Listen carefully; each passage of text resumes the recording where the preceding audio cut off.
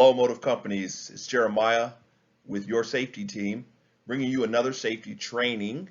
Remember, if you would like to get our past trainings, just go to the intranet, go to the safety section, scroll all the way down. You're going to see a section that has different videos and different trainings that are archived for you to be able to watch and use as a resource to share with other coworkers or trainings or refreshers.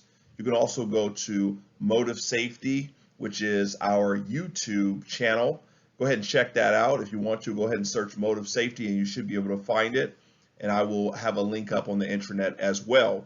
So with the great weekend coming up, like the 4th of July, we're going to continue to do this safety training. And we're going to go on to fireworks because we believe it's very important that we know exactly what we're getting into when we're dealing with fireworks and even things outside of the workplace. Remember, we are trying to not only give you something that is valuable for the workplace and that pertains to the workplace, but also things that you can take home and into your communities. And fireworks is huge because during this time, we see a lot of celebration, a lot of fireworks, and fireworks fall into the explosive category. So we want to make sure that you guys know exactly what you're getting into with these fireworks. Now, fireworks are synonymous with Independence Day, yet the thrill of fireworks can also bring pain and even death. In 2014, CPSC staff conducted a study of firework injuries from June 20th through July 20th. Here's what they learned. 230 people on average go to the emergency room every day with firework-related injuries in the month around the July 4th holiday. 67% of these firework injuries in 2014 occurred during the month surrounding July 4th. 9 people died due to 8 firework-related incidents. In at least 2 incidents, the victims were not even the users. Most injured body parts, we can start off with the hands and the fingers at 36%. This is you're handling the fireworks, you're holding on to the fireworks, you're trying to wait to the last minute to throw the fireworks, and this is when accidents occur. At 19%, we have eyes, heads, faces, and ears. These are things that people have these sparklers, they have fireworks, they have firecrackers close to their face, they're watching them, and explosions happen and things. And this is what happens with your eye, the brightness, and the face, the burns, and then your ears, the actual sound of the fireworks are very loud, and the decibels are too loud for your ears, and they can cause hearing loss. And then the 11th is the lower extremities around the trunks and other parts that are just under the chest and the stomach. And these are areas that are personal areas, but fireworks, there have been 11% of injuries in those other regions. For your legs, you got 10% there, and then 5% for your arms. It says more than 50% of the injuries were burns. Injuries by fireworks type. Okay, so we have 19 is the type of fireworks that causes injuries. So 90% are sparklers, 20% are firecrackers. We have 9% are reloadable shells, 31% are unspecified, these modified illegal quote unquote fireworks that we love to get are huge. 31% of injuries come from these fireworks that you're buying, not off the stands that are just down the street, but wherever you find these from. This is what's causing injuries. 2% are multiple tubes, and then we have 1% at fountains. We also have bottle rockets at 2%, Roman candles at 4%.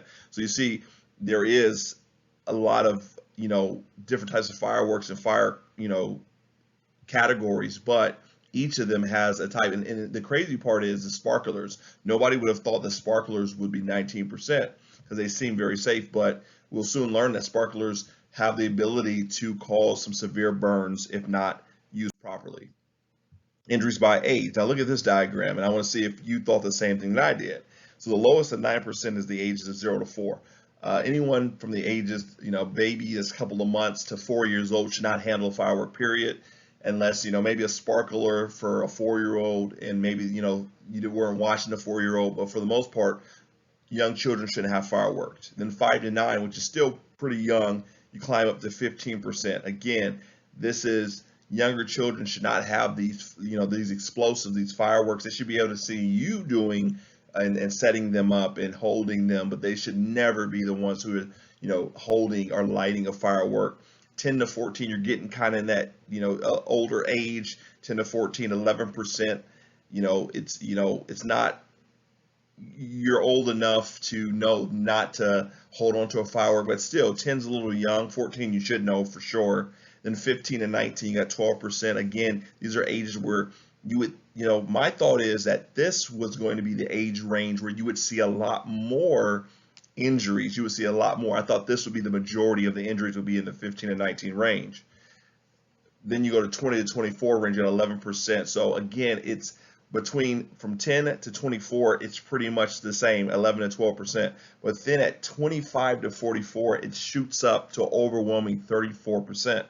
This is kind of 25 to 44%. You should know, but what I think happened here, these numbers and why it says it like this is because at that age, I think there's a lot of people who you're adding, what are you adding? Explosive gunpowder, you're modifying, you know how to do this type of stuff at 25 to 44. So you're doing these different types of things, these modifications, you know where to go get the illegal fireworks from. And so you have a greater chance of sustaining an injury. And then of course at 45 to 64, 9%, it goes back to low because again, you're retired, you're not trying to mess around with a whole bunch of fireworks, you got your grandkids, maybe you help them set up a little bit and you can sustain an injury from that, but for the most part, you're not really trying to do too much.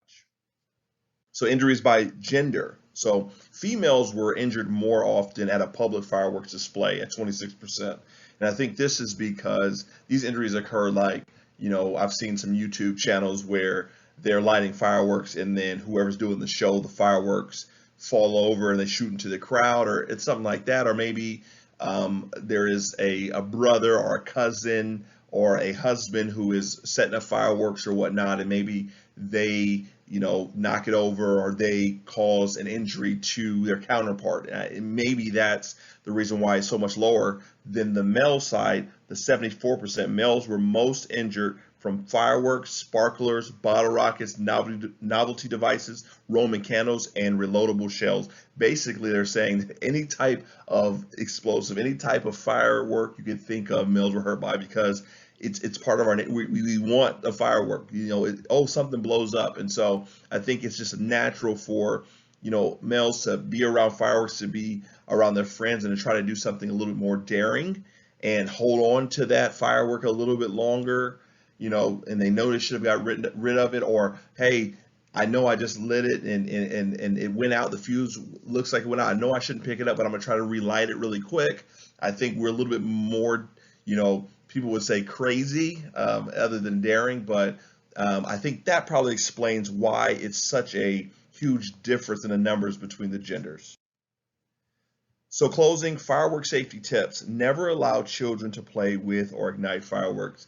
This is common sense, but I've learned that common sense isn't common. Children should not be around fireworks as far as setting them up. Their proximity should be regulated. Of course, sometimes you have sparklers for age appropriate. You're getting past that 0 to 4-year-old range and you want to start to allow your children to participate in the 4th of July, then you can kind of introduce sparklers and things of that nature, but you still want to monitor them. You don't want to give the kids sparklers and send a group of kids out to the backyard just to go play with the sparklers. You want to have an adult who is monitoring the children, making sure that everything's good. It says never try to relight or pick up fireworks that have not ignited fully. This is one of the hard parts because some of the fireworks are faulty, or the fuse, the visibility of the fuse, you just don't know what's going on internally inside that firework. And so, you're like, man, this is a good firework. I paid money for this. I'm going to try to relight it. And that's when an injury occurs because you didn't see the fuse that was still going and the fireworks explode. So just be very careful with that. Make sure whatever you have to do to make sure. And if you don't know for sure, then don't pick it up.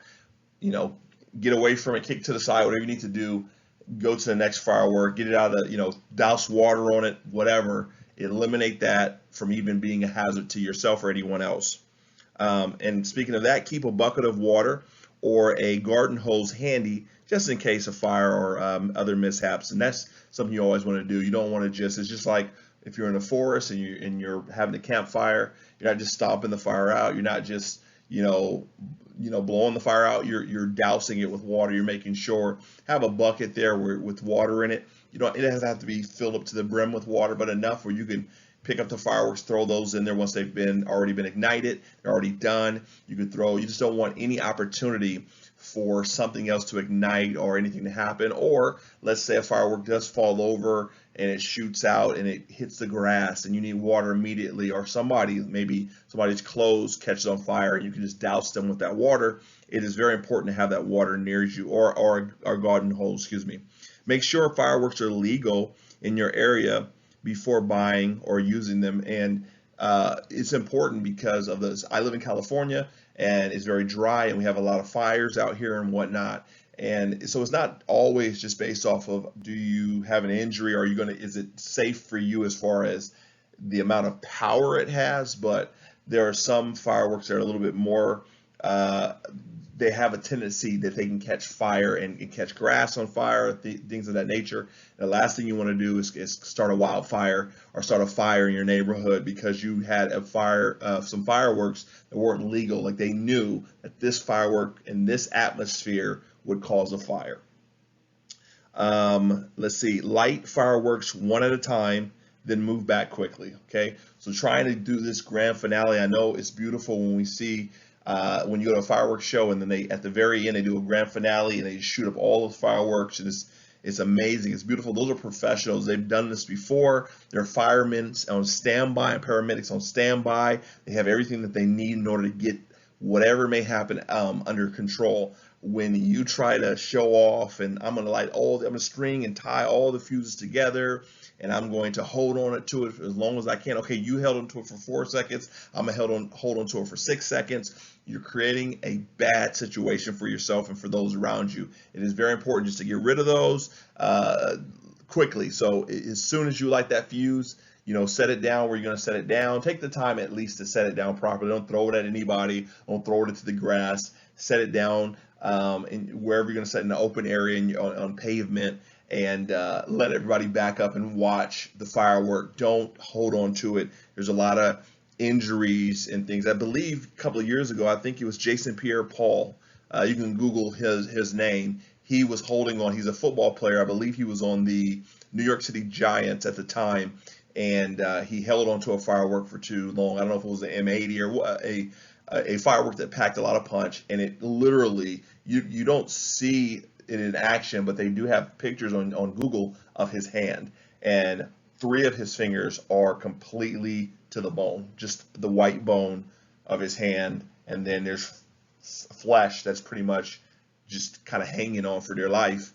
Eventually he had to get those 3 fingers, I believe, or 2 fingers removed, and he continued to play football, but it was a difference for him because of that one situation where a mishap happened. I don't know the full story, but a firework exploded in his hand. And so just me seeing that picture gives me pause on how I'm going to approach. It makes me think, am I going to hold on to this? No, I'm going to make sure that I'm doing everything I need to do because I don't want to be in that situation where it hurts myself or someone else. And also, if you want to get some resources for more fireworks statistics, go to www.cpsc.gov/fireworks. Once again, Motive Companies, if you would like to recap any of these videos, use them as resources, or have a training or refresher on these videos, go ahead and go to our intranet, scroll down to the video section. You will see these videos are posted on our intranet, the safety page. And then if you want to connect through our calendar, there's a section that says Safety Observant Calendar. Each month is our new calendars up. July is this month. You'll see a beautifully decorated calendar with different dates, different Zoom days that you can go in and you can be a part of the training. And with that being said, we'll go ahead and close this meeting. But thank you guys very much for taking the time to listen, and I'll see you guys on the next one.